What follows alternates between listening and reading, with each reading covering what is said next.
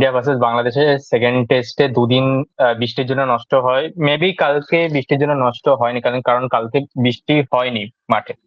তো মাঠের এই যা পরিস্থিতি তা মানে যা ম্যানেজমেন্ট, মানে জল পরিষ্কার করার বা জল শুকানোর, সেটা খুবই বাজে ছিল। তার জন্য কালকের ম্যাচ, কালকের দিনটাও নষ্ট হয়েছে। তো ফোর্থ ডেতে খেলাটা দেখা যাচ্ছিল যে সবাই ভাবছিল যে হয়তো ড্র হবে, কিন্তু মানে আজকে যা যা খেলাটা মিস করেছে, ঠিক আছে, আই থিঙ্ক অনেক বড় মিস করেছে। মানে টেস্টে T20 খেলার মতো দেখে চোখে, দেখে পুরো চোখ জড়িয়ে যাচ্ছিল টেস্টে। মানে ইন্ডিয়া নেমেছিল যে জেতার জন্য, ঠিক আছে। তো সেখানে মানে হ্যাঁ, দেখা যাচ্ছিল যে হ্যাঁ, শুরুতে তোর এবার স্কোর কার্ডটা বলে দিই। ফার্স্ট ইনিংসে বাংলাদেশ আজকে তোর 233 রানে অল আউট হয়ে যায়। তারপরে ইন্ডিয়া ব্যাটিং করতে নামে, ঠিক আছে। তো ফার্স্ট ইয়েতে বুমরা একমাত্র 3 উইকেট নেয়, তারপর বাকি অশ্বিন এরা 2 উইকেট করে নেয়। তো আর জাদেজার 300 উইকেট পূরণ হয়েছে, ঠিক আছে। এই একটা বড় খবর আছে। আর তাছাড়া ম্যাচ আছে সেকেন্ড ইনিংসে যখন ইন্ডিয়া ব্যাট করতে নামে, যে ইন্টেন্ট দেখিয়েছে রোহিত শর্মা। ও আর তার আগে বলে নি, বাংলাদেশ যখন ব্যাট করছিল তখন দুটো দারুণ ক্যাচ নিয়েছে, ঠিক আছে। একটা হলো রোহিত শর্মা, একটা মোহাম্মদ সিরাজের রোহিত শর্মার তো হাতে হাতে তো আটকে গেছে, ঠিক আছে। বাট হুম। মোহাম্মদ সিরাজের ক্যাচটা উল্টো দিকে ডাইভ মেরে, ওটা অসাধারণ ছিল।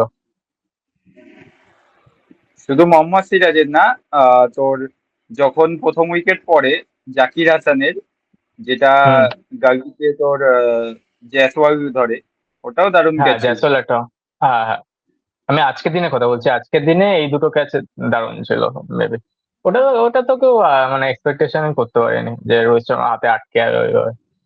তো তাছাড়া হ্যাঁ, যে মানে ফার্স্ট ব্যাটিং করতে নেমে জয়সওয়াল আহ, 3 বল, লাস্টে 3 বল 3টে 4 মারে, ঠিক আছে। ফার্স্ট ওভারে 12 হয়। সেকেন্ড ওভার রোহিত শর্মা পরপর দুটো 6 দেন 3 ওভারে 50 রান পূরণ হয় ইন্ডিয়ার। 3 ওভারে 51। হ্যাঁ, 3 ওভার 50 রান পূরণ হয়, ঠিক আছে। যেটা মেবি T10 খেলছিল, T20 বলবো হ্যাঁ, না। টেস্ট টেস্ট ক্রিকেটে T10 খেলছিল। তো সেই ইন্টেন্ট নিয়ে খেলতে গিয়ে আউট হয়েছে রোহিত শর্মা, ঠিক আছে। সেটা মেন কথা না। আমি পরপর যতগুলো প্লেয়ার এসেছে সবার মধ্যে সেম ইন্টেন্ট দেখা গেছিল, ঠিক আছে। ঋষভ পান্ত ততটা ভালো করতে পারেনি সেম, বাট ইন্টেন্ট দেখিয়েছে। বাট বিরাট কোহলি, KL রাহুল তারপর অসাধারণ ছিল জয়সওয়ালের পর। শুভমান গিলও মাঝখানে একটা ছোট ইনিংস খেলেছে। বাট বিরাট কোহলি আর KL রাহুল অফকোর্স। বিরাট কোহলি তো তিনটে, দুটো জেনুইন চান্স মিস করেছে। একটা রান হুম, আউট, হুম। একটা একটা রান স্টাম্প। আউটটা, হ্যাঁ।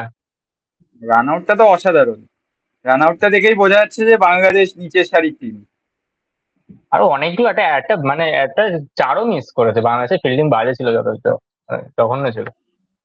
25 ওভারে যখন 200 হয়ে যায় না টেস্ট ক্রিকেটে, তখন ওরকমই আরে হয়। 200, মানে তো 34 ওভার মেইনলি খেলেছে, 34 ওভার 4 বল আই থিঙ্ক, ঠিক আছে। চৌত্রিশ হ্যাঁ, ওভার চার বলে 34 ওভার 4 285। বলে দুশো হ্যাঁ, পঁচাশি 9 উইকেট। 285 তুমি ডিক্লেয়ার দিয়ে দেয়।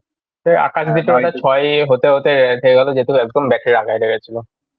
হুম। আর তার জন্য হয়তো 6 হলো না, ওটা আউট হলো, তারপর ডিক্লেয়ার নিয়ে নিল।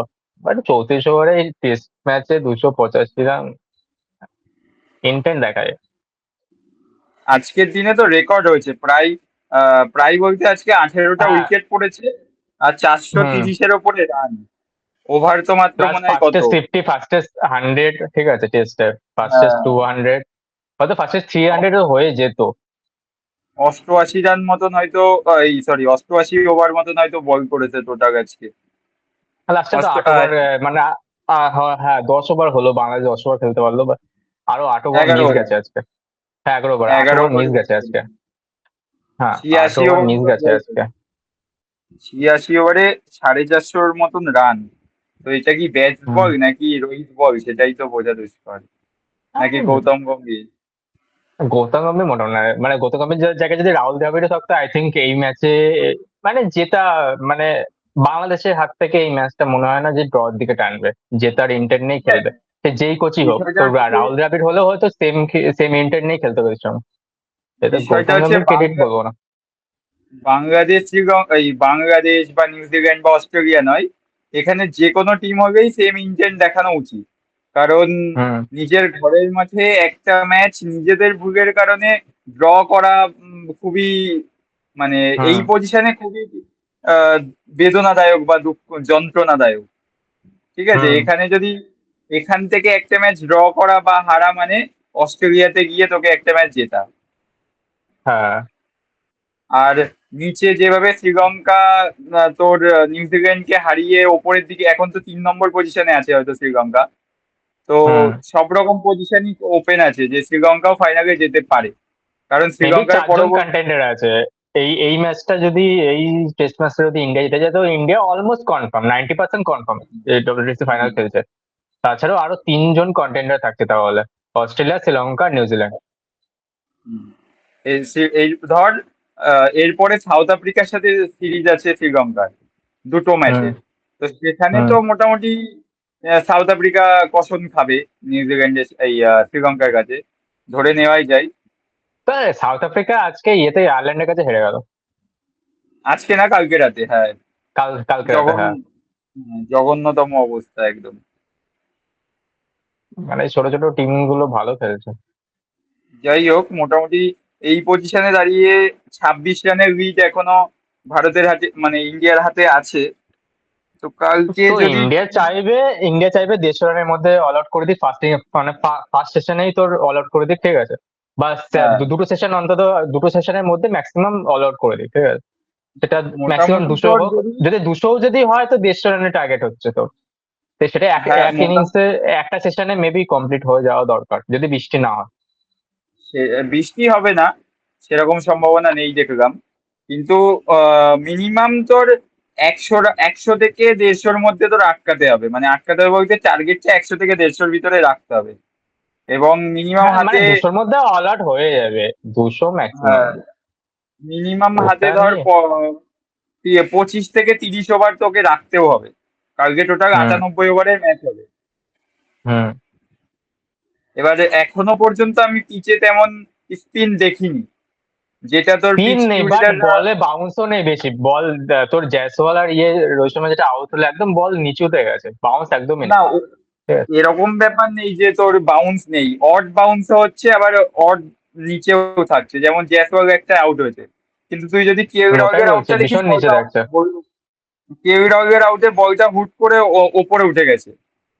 সেটা কোনো খাজে লেগেছে, সেটা পিছে বলবো না, যাই সেটা কোনো হোক, খাজে বা ইয়ে জায়গায় এসে উঠে গেছে। এবং সেমনি রিসেন্টলি আজকে বুমরার একটা বল তো ওরকম উঠে গেছে, জাস্ট হঠাৎ করে। হ্যাঁ, হ্যাঁ, পিচে এখনো কোনো রাফ আসেনি, কারণ ম্যাচই তো হয়েছে কত, আজকের মিনিমাম ওই 86 ওভার, প্রথম দিনের 35 ওভার, দুদিন হুম। তো ঢাকায় ছিল। তো কালকে হুম। কি পজিশন হবে সেটাই দেখার, পিচ কতটা, মানে কতটা পিচে বল ঘুরবে বা কিছু, সেটা এখনো এক্সপেক্ট করা যাচ্ছে না। তো এই পিচ ম্যাচটা কিউরেটার, মানে জেতার টার্গেট নিয়ে ইন্ডিয়াকে খেলতে হবে, মানে দেখ, সেটা খেলছেও। ম্যাচটা জিততে হবেই, ঠিক আছে, জেতার টার্গেট মানে ছাড়াও জেতা, জিততে হবে। দুটো সেশনে অলরেডি 2 উইকেট পড়ে গেছে, ঠিক আছে। একটা তো ইয়ের, মানে কে এল রাহুল একটা মিসও করেছে catch, ঠিক আছে। হ্যাঁ, হ্যাঁ, কেউরাগের ওই ক্যাচটা ধরার ছিল, মিস মিস করে গেছে, হুম। আর কি করা যাবে। আর তারপর তো অশ্বিন উইকেট নিয়েই নিল। তো 26 রানে 2 উইকেট অলরেডি পড়ে গেছে বাংলাদেশের ফোর্থ ডে শেষে। তো আহ, উম, তো আপনারা বলুন যে কত রানের মধ্যে বাংলাদেশকে অল আউট করলে ইন্ডিয়া জেতার সম্ভাবনা সবচেয়ে বেশি? I think 150 run maximum, maximum 150, তার উপর যাওয়া ম্যাক্সিমাম উচিত। 150, হ্যাঁ, বেশি রাখাও হুম। যাবে না, না বেশি দেওয়া যাবে। হুম। মানে তার মানে 200 রানের মধ্যে অল আউট করতে হবে বাংলাদেশকে ম্যাক্সিমাম।